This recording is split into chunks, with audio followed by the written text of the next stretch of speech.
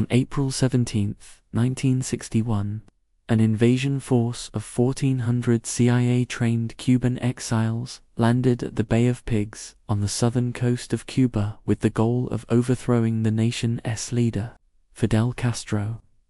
The operation was a failure, resulting in 114 Cuban exiles killed, 200 wounded and 8 captured by the Cubans.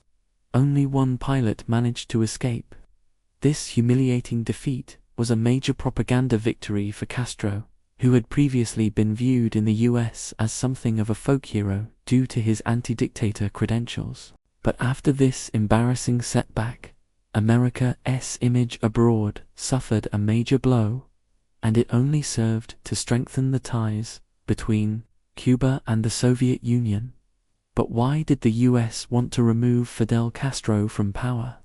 And how did this CIA plot go so wrong? As we mentioned in our last video about the Cuban Missile Crisis, relations between Cuba and the US were far from warm in the early 1950s. The US had long supported Cuban dictators like Batista because he was anti-communist. But once Castro took power, the US found itself with an inconvenient problem. It no longer had a useful ally in the region. Washington wanted to restore a pro-American government in Havana, but it didn't want to do this through conventional means.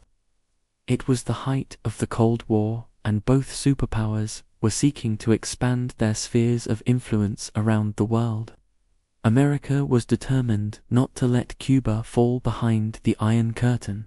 But how could they prevent this without getting their hands dirty? President Dwight Eisenhower's administration began planning covert operations in Cuba as early as 1959.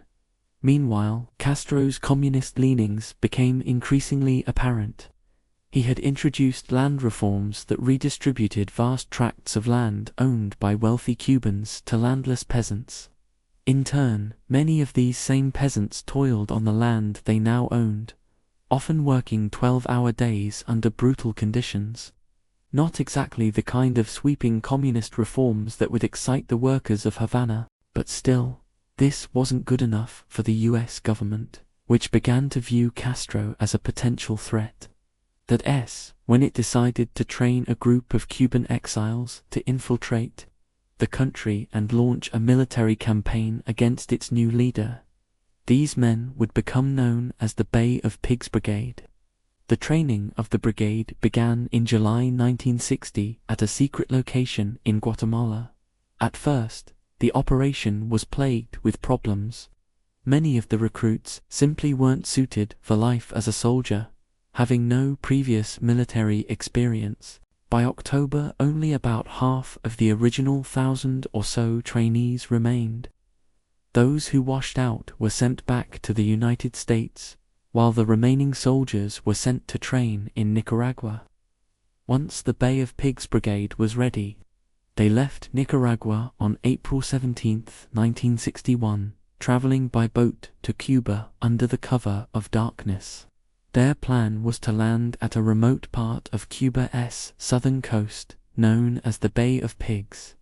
They would then march inland and establish a beachhead from which they could launch attacks against Castro's forces. American C-47 transport planes would fly in supplies, while B-26 bombers would provide air support. The plan also involved the cooperation of various anti-Castro elements within Cuba, including several hundred members of the Cuban military.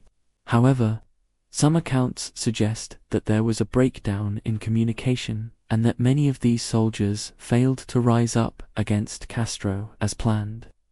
In any event, the Bay of Pigs operation got off to a terrible start almost immediately after landing. As soon as the transport planes began unloading supplies, they came under attack by Cuban fighter jets. As the men struggled to set up camp, more planes arrived and strafed the beaches. According to the official CIA report on the Bay of Pigs, 13 planes were flying overhead during the operation, providing close air support for the ground troops. However, this number may be inflated. Survivors of the battle claimed that 25 planes were circling overhead, but that they refused to participate in the fight. The pilots apparently weren't willing to risk their lives for what appeared to be a doomed mission. Of the 1,400 men who landed at the Bay of Pigs, only one pilot managed to escape. But even if the air support had been as advertised, things still would have gone terribly for the invaders. Much to the chagrin of the CIA, the Cuban military proved well equipped to defend its territory. The first Cuban tanks rolled onto the beach at around 4:30 p.m., forcing the ill-prepared invaders to abandon their positions and flee into the jungle.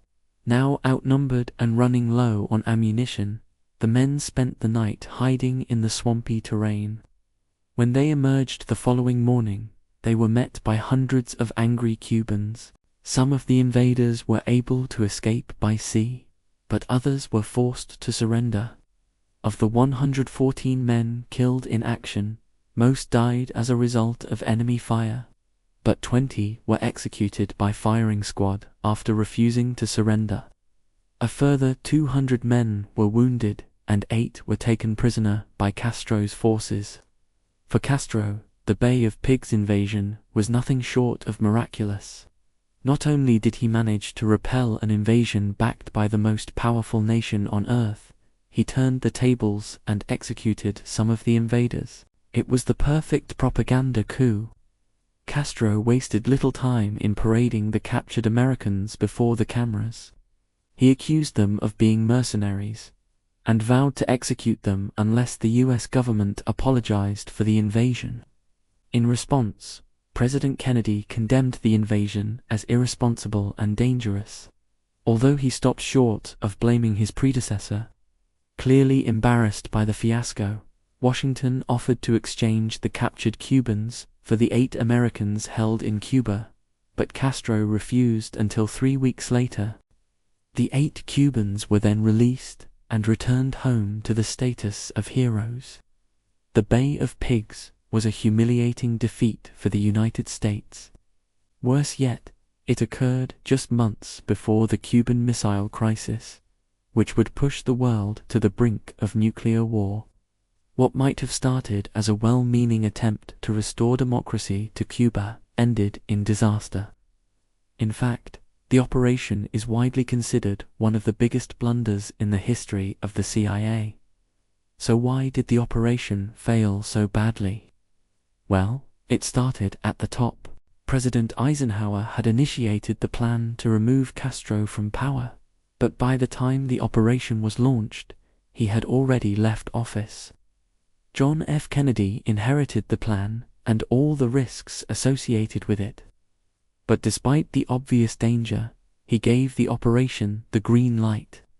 Although Kennedy approved the funding for the Bay of Pigs operation, he did not authorize the use of military force to protect the invaders. This left the men at the mercy of Cuban fighter jets and tanks without any hope of air or naval support. To make matters worse, the men were dropped off in an area patrolled by Cuban military outposts. This meant that the element of surprise was lost and Castro's forces were able to mount a swift defense. But the real nail in the coffin was the lack of support from anti-Castro Cubans. Many of those who had planned to defect simply didn't show up. Without assistance from within Cuba, the entire operation was doomed from the start. But the fallout went much deeper than just the failed operation. As we mentioned earlier, it significantly damaged America's reputation around the world. But it also helped to drive a wedge between Cuba and the Soviet Union. Before the Bay of Pigs, Cuba had maintained relatively good relations with Moscow. But the Kremlin was furious over the US invasion and demanded an apology. When none was forthcoming, the Soviets retaliated by breaking diplomatic relations with Washington and expelling the US ambassador. The two nations would not re-establish diplomatic relations until 1979, shortly after the Iranian Revolution. The Bay of Pigs is also believed by some to have contributed to the Cuban Missile Crisis just over a year later. With US-Cuban relations at a low point, Soviet leader Nikita Khrushchev saw an opportunity to improve Moscow's position in the Western Hemisphere. He decided to deploy nuclear missiles to Cuba, which gave the Soviet Union the ability to strike Washington, D.C. and other major American cities within minutes. This brought the two superpowers to the brink of nuclear war and raised the specter of mutually assured destruction. Eventually, the missiles were removed from Cuba and the world was saved from annihilation. But the episode highlighted just how precarious the balance of power had become. It's easy to be cynical about the Bay of Pigs operation. After all, 1,400 men lost their lives for nothing. But the story isn't quite that simple. From the Kremlin to the White House, few had faith in the operation's chances of success. But for all its flaws, it remains one of the most audacious operations in CIA history. Now, check out this video for more on the Cuban Missile Crisis, or watch this video instead.